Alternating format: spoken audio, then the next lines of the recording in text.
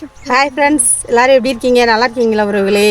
இன்றைக்கி பார்த்தீங்கன்னா நம்ம தோட்டத்தில் முருங்கை மரத்தில் முருங்கைப்பூ இப்போ தாங்க பூ விட்டுட்ருக்கு. இந்த டயத்தில் நம்ம முருங்கைப்பூ வச்சு ஒரு ஒரு அருமையான ஒரு ஆரோக்கியமான ஒரு டிப்ஸ் செய்ய போகிறோங்க உறவுகளே. அது பார்த்திங்கன்னா கர்ப்பப்பைகளுக்கு ரொம்ப நல்லதுங்க. கர்ப்பப்பை கழிவுகளை உடனே வெளியேற்றக்கூடியது. அந்த மாதிரி இந்த பூ எப்படி சமைச்சு சாப்பிட்லாம் அப்படிங்கிறத நம்ம வீடியோவில் போய் பார்ப்போம். அதோட நன்மைகளையும் நம்ம உள்ளே போயிட்டு பார்க்கலாம். இப்போ போய் நம்ம முருங்கைப்பூவை பறிச்சுக்கலாம் உறவுகளே, வாங்க போவோம்.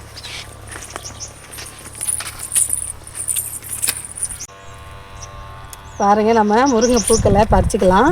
இந்த மாதிரி மலர்ந்த பூக்களவா பறிச்சுக்குவோம்.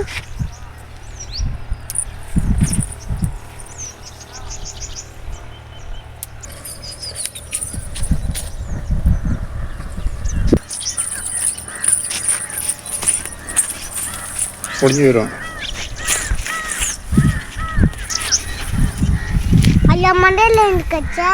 பாருங்க, நம்ம தேவையான அளவு பூக்களை பறிச்சாச்சுங்க. முருங்கை பூக்களை வாங்க போயிட்டு நம்ம எப்படி சமைக்கலாம் அப்படிங்கிறத பார்ப்போம். வாங்க போவோம். பாருங்க, நம்ம முருங்கைப்பூவை பறிச்சுட்டு வச்சுருக்கோங்க. அப்புறம் பார்த்தீங்கன்னா தேங்காவை துருவி வச்சுருக்கோம். ஒரு முடி தேங்காய், தேவையான அளவு வெல்லம் எடுத்து வச்சுருக்கோம். கேழ்வரகு மாவுங்க. நம்ம கேழ்வரகு அரைச்சி அதுலேருந்து எடுத்த கேழ்வரகு மாவு, அப்புறம் ஏலக்காய், அப்புறம் கடலைப்பருப்பு, நிலக்கடலை ஒரு 50 கிராமு, நாட்டு கருவேப்பிலை, 2 வத்தல், இதெல்லாம் நம்ம சேர்க்கக்கூடிய பொருட்கள். இப்போ நம்ம அடுப்பை பற்ற வச்சுக்கலாம். அடுப்பு பற்ற வச்சாச்சுங்க உறவுகளே. இப்போ நம்ம கடாயை வச்சுக்குவோம். இப்போ தேவையான அளவு நல்லெண்ணெய் ஊற்றிக்கலாங்க. நம்ம எள்ளு உள்ளே சேர்த்தோம் அப்படின்னா நீங்கள் சமையல் யூஸ் பண்ணுற எண்ணெயை கூட சேர்த்துக்கலாம். நம்ம நல்லெண்ணெய் ஊற்றுறதா இருந்தால் எள்ளு சேர்க்க தேவையில்லைங்க. ஒரு ஸ்பூன் கடுகு சேர்த்துக்கலாம். கடுகு பொரிஞ்சிடுச்சுங்க. நம்ம வத்தலையும் கருவேப்பிலையும் சேர்த்துக்கலாம். இப்போ பூவை நம்ம சேர்த்துக்கலாம். முருங்கை பூவை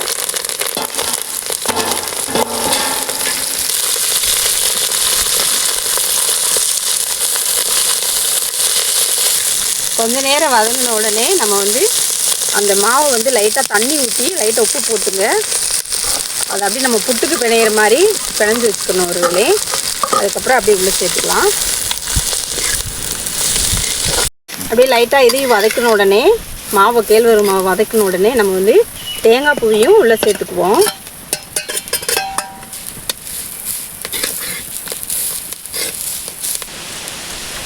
நம்ம நிலக்கடலையும் முழுசாக சேர்த்துக்கலாம் உள்ள.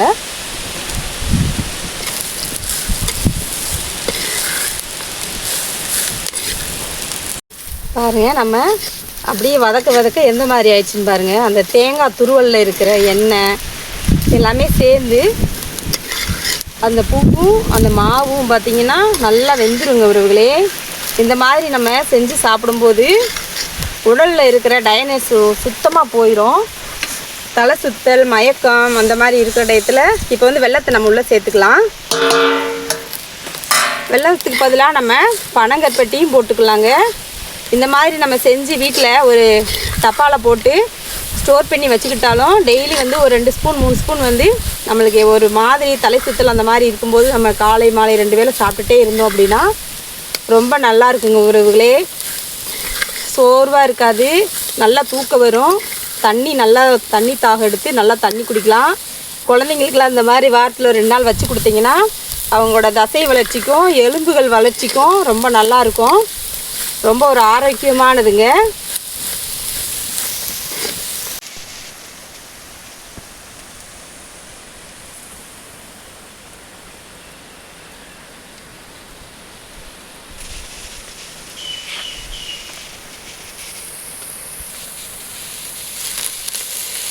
கடைசியாக பார்த்தீங்கன்னா நம்ம ஏலக்காய் உள்ள சேர்த்துக்கலாம்.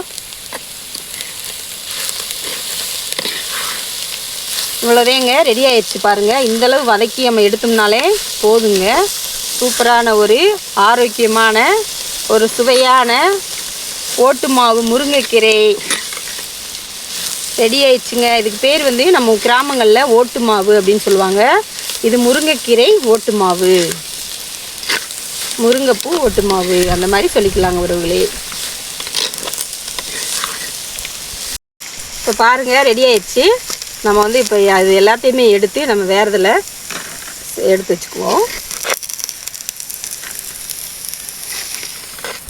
பாருங்க உறவுகளே, நம்ம எல்லாத்தையுமே முருங்கைப்பூவு ஓட்டு மாவு வறுத்து ரெடி பண்ணிட்டோங்க.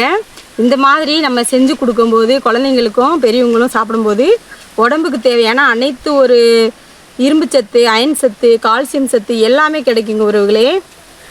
இதை வந்து கர்ப்பமாகாமல் இருக்கிற பெண்கள் வந்து மாதவிடாய் பிரச்சனை இருக்கிறவங்க எல்லாமே இதை சாப்பிடும்போது அவங்க கர்ப்பப்பை வந்து சுத்தமாகி நல்ல ஒரு கருமுட்டைகள், ஒரு ஆரோக்கியமான கருமுட்டைகள் வளர்கிறதுக்கு ஒரு ஏதுவான ஒரு முருங்கைப்பூவுங்க இது. முருங்கைப்பூவில் இருக்கிற நன்மைகள் வந்து உங்கள் எல்லாத்துக்குமே தெரியும். அதனால் எல்லோரும் இந்த முருங்கைப்பூ இந்த மாதிரி செஞ்சு சாப்பிட்டிங்கன்னா ஒரு குழந்தை இல்லை அப்படின்ற பிரச்சனை இல்லாமல் ஒரு ஆரோக்கியமாக இருப்பாங்க. அதே மாதிரி மாதவிடாய் பிரச்சனை இருக்கிறவங்க இதை சாப்பிடும்போது அவங்க மாதவிடாய் வந்து கரெக்டான ஒரு இதில் வர்றதுக்கான ஒரு இது எல்லாமே இருக்குங்க. ஆரோக்கியமான ஒரு முருங்கைப்பூ இது. இப்போ சாப்பிட்டு பார்ப்போம். சூடாக இருக்குது.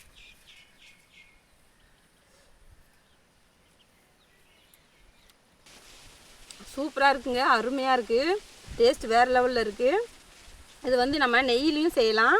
நம்ம மாவு வந்து தண்ணி ஊற்றி பண்ணும்போது பெசரும்போது லைட்டாக உப்பு போட்டு தான் நம்ம பெசரி இருக்கும். அதனால் வந்து அது பார்க்கும்போது உப்பு வந்து இல்லை அப்படின்றது இல்லாமல் சூப்பராக இருக்குங்க. இதே மாதிரி நீங்கள் செஞ்சு சாப்பிட்டு பார்த்துட்டு எப்படி இருந்துச்சுன்னு சொல்லுங்கள் உறவுகளே. நம்ம சேனலில் வர்ற இந்த மூலிகை பற்றின சமையல் உங்கள் எல்லாருக்கும் பிடிச்சிருந்துச்சுன்னா நம்ம சேனலை சப்ஸ்கிரைப் பண்ணி வச்சுக்கோங்க, லைக் பண்ணுங்கள், தெரிஞ்ச ஃப்ரெண்ட்ஸ்க்கும் ஷேர் பண்ணி விடுங்க. பெல் பட்டனை ஆன்லேயே வச்சுக்கோங்க. அப்படின்னா தான் போடுற வீடியோஸ் வந்து உங்களுக்கு உடனுக்குடனே வரும். அடுத்து ஒரு அருமையான ஒரு மூலிகையில் உங்கள் எல்லாரையும் சந்திக்கிறேன். Tata, bye bye.